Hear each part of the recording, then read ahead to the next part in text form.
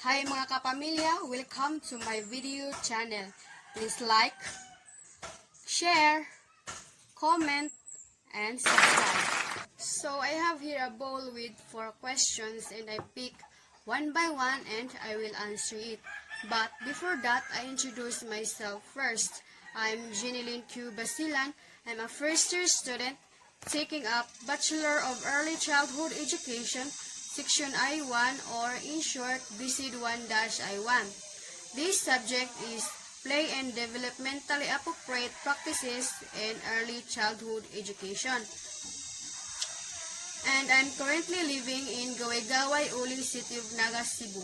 Okay, let's start. First, I pick one question here in the bowl and I will answer it.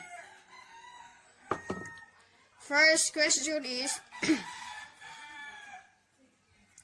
how is your student life during COVID-19 pandemic? My student life during this COVID-19 pandemic is, I can say that there is a big effect from me that caused me out of focus. Well, I'm sure that I'm not the one students here who was affected by this pandemic. But it's a kind of less hassle for me that since that the classes are conducted through online.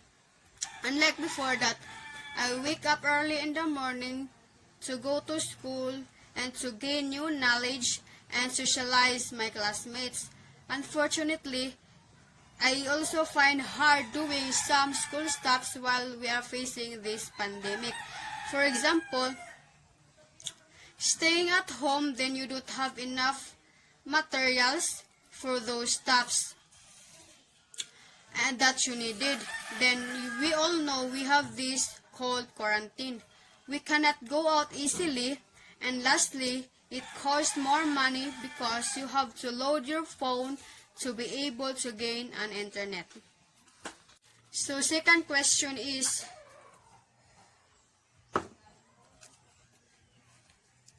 what are your best practices during this pandemic? My best practices during this pandemic is being clean always to yourself and surroundings to stay safe and healthy, and also being responsible about social distancing in order for us to avoid or take away from this pandemic. Actually, washing my hand from time to time was already my hobby, and don't forget to wear your mask before you go outside. The third question is, what does pandemic affects teachers and students? Pandemic today does really affect the teachers and students because as of now, it's so hard for a teacher to teach their students through online. It might happen that teachers and students will not understand each other since the government still undecided if the way of teaching process will be touched through face-to-face and or through online. And also, it would be hard for the students because not all students are having good internet in their place. The last question is,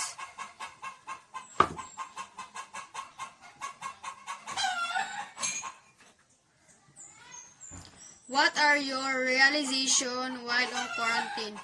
In this pandemic, I've realized a lot of things like how important to be as one.